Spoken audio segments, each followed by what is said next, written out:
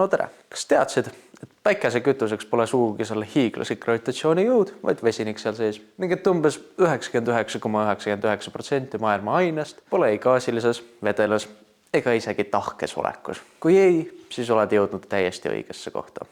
Selles videos tutvustan sulle nii hästi, kui suudan tuumasünteesi ning plasma põhimõtteid. Kusjuures teeme ka minu hämamise kõrvalt ka tuumasünteesi ja plasmat kajastava katse, mis aitaks kinnistada teadmisi veelgi enam. Aga esialgu tuleks eelnevalt õpitud pisut meelde tuletada. Esiteks on olemas 2 erinevat tuumareaktsiooni. Tuuma lõhustumine ja tuumasüntees. Neid tuumareaktsioone tihtipeale aetakse segi. Seega proovi jätta meelde, et kui tuumad lõhustuvad, siis on tegemist lõhustumisreaktsiooniga. Ja kui tuumad üksteisele väga lähedale jõuavad ja liituvad, siis on tegemist tuumasünteesiga. Tuumasünteesi on samuti kitsamalt tuntud kui termotuumareaktsiooni. Ülimalt palju lihtsustades piisab uraani tuuma lõhustumiseks ka sellest, kui tuuma jõuab mõni vabalt ringi liikuv neutron. See neutron omakorda neeldub tuuma sisse ning nihutab tuuma sisemist balanssi, muutes tuuma ebastabiilseks. See ebastabiilne tuum omakorda lõhustub, mille tagajärjel vabaneb kiirgus ning väga suur kogus energiat. Algab ahelreaktsioon. Aatomituuma koostiseks on nukleonid ehk prootonid ja neutronid. Elektronid jäävad tuumast väljapoole, seega pole need tuumafüüsikas kaugeltki sama tähtsad. Kuna tuumas on ainult neutraalse ja positiivse laenguga osakesed, siis kokku on tuumal alati positiivne laeng. Coulomb'i seadusest aga mäletad, et sama laenguga osakesed lükkavad üksteist eemale. Seega selleks, et mõlemad positiivse laenguga tuumad üksteisele ülimalt lähedale jõuaksid ning toimuks tuumasünteesi reaktsioon, peaks tuumadel olema mingi kogus kineetilist energiat, et ületada elektrostaatilist repulsiooni. Ilma energiata ei toimu kunagi ka tuumade ühinemist. Seda kujuteldavat barjääri, mis tekib Coulomb'i seadusest ning mida tuleks tuumadel tuumasünteesi saavutamiseks läbida, nimetatakse Coulomb'i barjääriks. Tuumade lagundamisel sellist probleemi pole. Seal piisab ka sellest, kui tuuma sisse jõuab laenguta neutron. Seega mingi elektrostaatiline repulsioon seda ka eriti ei mõjuta. Äkki surume siis lihtsalt tuumad kokku? Ei. Päikeses on tuumasünteesi aktiveerivaks jõuks päikese kolossaalne gravitatsioonijõud, mis lollilt surub ja rõhub vesinikku või õigemini öelda vabasid prootoneid, kuni need ühinevad ning vabastavad hiiglasliku koguse energia. Aga mis takistab meil hakata samamoodi nagu päikeses energiat tootma? Vesinikku on jumal küllaltki palju, lihtsalt surume väga tugeva pressiga kokku, nagu tänapäeval tehisteemandeid tehakse ja asi klaar. Vaatame, mis juhtuks, kui me prooviks aatomid mehaaniliselt kokku surudes tuumasünteesi saavutada. Esiteks tähendaks see seda, et toomkütusele mehaanilist rõhku väljendavad kolvid peaksid ise olema võimelised seda väljendatud rõhku taluma, mis tänapäeva tehnoloogiatega on suht võimatu. Isegi kui õnnestuks niimoodi saavutada tuumasünteesi, siis vaid väga lühikeseks ajaks. Sellisel juhul läheks rõhu all olev tuumkütus kohe ülimalt kuumaks, muutuks plasmaks ning aurustaks kohe ära kõik, ka kõige tugevamad inimtehtud materjalid, mis seda puudutab ning millega me üritaks seda koos hoida. Kui kokkusurumine ei tööta, siis kuidas maal tuumasünteesi saavutada?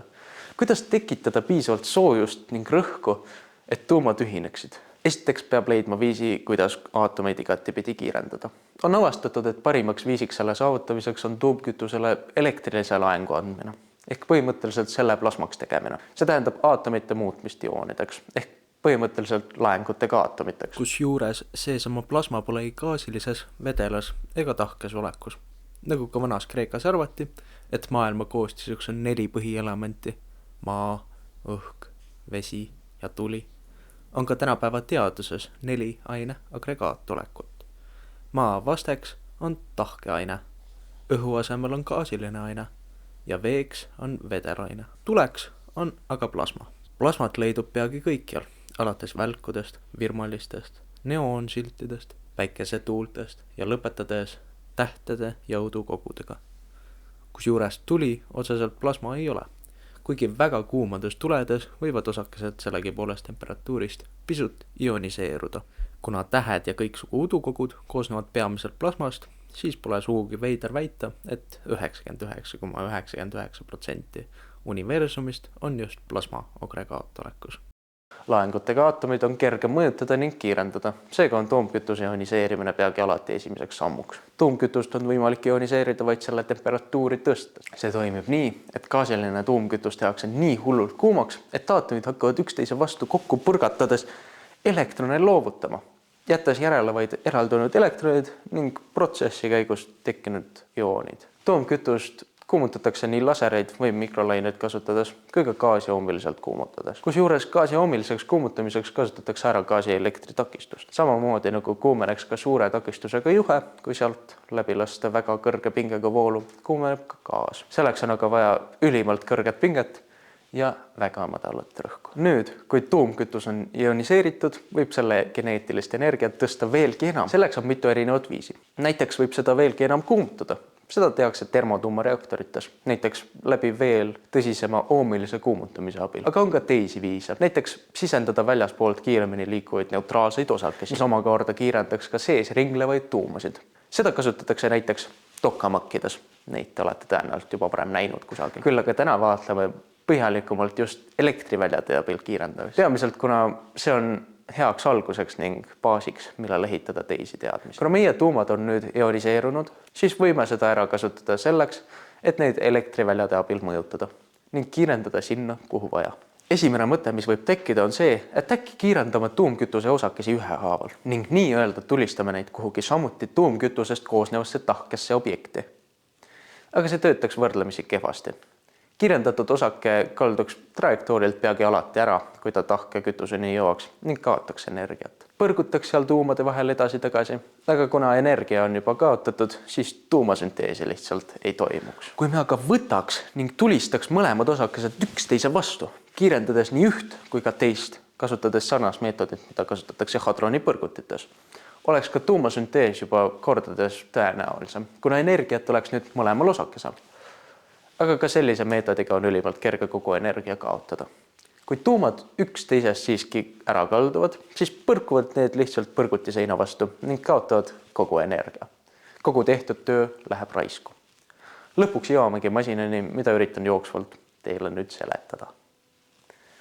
Fuusor. Seda masinat esmakordselt tutvustas endine televisiooni leiutaja Philo Farnsworth juba eelmise sajandi 60. aastatel. See, mida näeme hetkel enda ees, on aga 70. Hirši ja Meeksi välja pakutud demonstratsioonideks mõeldud versioon fuusorist.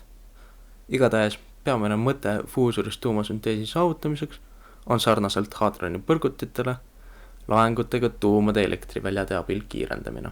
Küll aga fuusori kerakujulise konstruktsiooni ning kahe sisemise elektroodi abil on võimalik energiat kordades efektiivsemalt kasutada.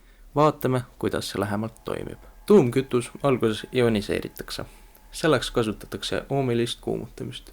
Lõpuks näeme seda särava plasmana. Selle olemasolu veel tuumasünteesi aga ei tõesta. Liituvad tuumad peamiselt siinsamas kahe elektroodi keskel. Kaks elektrivälja justkui tõmbab positiivse laenguga tuumad keskel, neid samaaegselt kiirendades. Selleks kasutatakse ülimalt kõrget pinget ja vabastatakse ruumi tuumade liikumiseks gaasi rõhku langetades.